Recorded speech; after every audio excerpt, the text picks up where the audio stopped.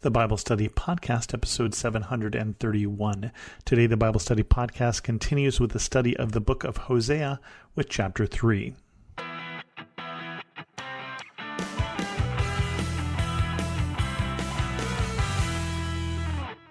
Welcome to the Bible Study Podcast. I'm your host, Chris Christensen. We carry on with our story with a fairly short chapter here with chapter 3 of Hosea. Hosea's reconciliation with his wife. The Lord said to me, "Go show your love to your wife again, though she is loved by another man and is an adulteress. Love her as the Lord loves the Israelites, though they turn to other gods and love the sacred raisin cakes." So I bought her for 15 shekels of silver, about a homer and a lethek of barley. Then I told her, "You are to live with me many days. You must not be a prostitute or be intimate with any man, and I will behave the same way toward you. For the Israelites will live many days without king or prince, without sacrifice or sacred stones, without ephod or household gods. Afterward, the Israelites will return and seek the Lord their God and David their king. They will come trembling to the Lord, to his blessings in the last days." So the first part of this is a little odd, and that is that the people of Israel have loved other gods. We knew that, and we knew that was a problem, and certainly a problem they had for many generations. But they also turned to the love of sacred raisin cakes. And there are a few times in the Bible where it tells you not to love sacred raisin cakes. In fact, I think this is pretty much it. I just want to spend a little time talking about this rather obscure little passage here because I have learned some things. I had to do some homework myself to figure out what they're talking about. First of all, this is not talking about a scone or some sort of baked goods, but it's actually a cake made out of raisins squashed together. Think of it as an energy bar for the time of the kings. And it was something that was used in various places. It's mentioned elsewhere in the Bible. For instance, in 1 Samuel chapter 30, they're administered to revive a fainting slave. In 1 Samuel chapter 25, they're part of the foodstuffs that Abigail gives David when he is on the run. In 2 Samuel 6, David hands out cakes after a sacrifice in the temple as part of the celebration. So there's nothing particularly wrong with raisin cakes. So what's going wrong with them here in Hosea? And that's where we have to guess a little bit. And one of the commentators at thegoodbook.com thought that it might have to do with that plush life that is attractive, that flourishing vineyards, swelling bank accounts, those sorts of things. That's an interesting theory and the best one that I've read so far. And that's certainly something that we have seen that can distract us. It's kind of the opposite of when Peter and John are approached by the person who's begging them because he is lame, and Peter says, "Silver and gold have I none, but such as I have give I thee," from the old King James, which is apparently the version that I memorized, and tells the man who he encounters to stand up and walk. And for a lot of us, silver and gold, we have actually a fair amount. And so it can be easily become another god in itself.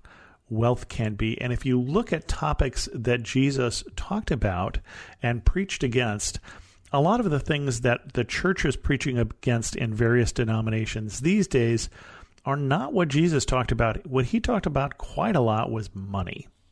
He talked about a lot of how money can distract and how money can be the root of all kinds of evil. And so it certainly seems like that might be the problem they've got with these sacred raisin cakes. And so he buys back his own wife. And there's no particular reason why this amount makes a lot of sense, but it's about 170 grams of silver that he pays. Today that'd be about $125, but it's hard to figure out how much it would be worth at that particular time. And then also about 430 pounds of barley.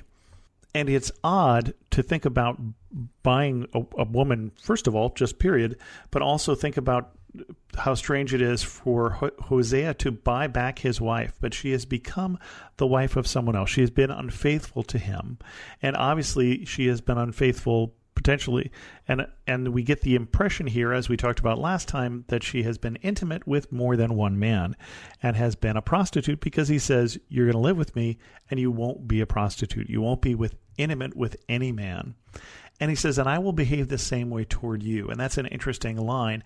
Basically, I will be faithful to you. You will be faithful to me. And the reason, again, why God does this, was kind of set up here in chapter 1. God told him to marry someone who was going to be unfaithful because that is what Israel has been to God. Israel has been unfaithful. Israel has been serving the local gods, has been serving the Canaanite gods, the Baal, the Asherah, as they had for many years. And God is trying to call them back. God is looking for a day when they would come back to him. A day that did not come, or at least has not come yet. But of course, Israel was destroyed back in BC. And so when we talk about his blessings in the last days, whether God will in some fashion reconstitute the missing tribes of Israel, I cannot tell you, or whether he is basically looking for a day when he can call them back, when they will turn to him, a day that didn't come. Do not know.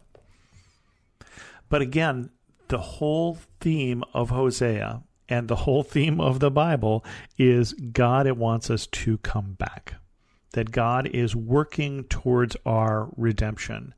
And it starts that way in Genesis 2 and doesn't culminate until the book of Revelation. And certainly the key point for that would be Good Friday and Easter Sunday, when Jesus is part of that plan that was put in place in Genesis 2. So Hosea is part of that narrative of God saying, you've been unfaithful, come back to me with all your heart, and be faithful to me again, and I will be faithful to you. That's certainly what God is looking for in our lives as well, for us to come back to him if we have strayed away, or to be in fellowship with him if we have not. And that is God's number one priority above everything else. And it's true for us, and it's true for those we don't like, and it's true for those we like. It is God's plan for everyone, for those who will listen. With that, we're going to end this episode of the Bible Study Podcast. If you have a question, send an email to host@thebiblestudypodcast.com, or better yet, leave a comment on this episode at thebiblestudypodcast.com. And thanks so much for listening.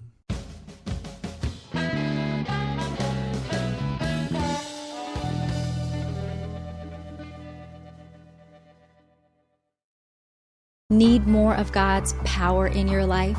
I'm Christina Patterson, host of the Teach Us to Pray podcast, providing practical tips on how to grow your faith through prayer. Subscribe at lifeaudio.com.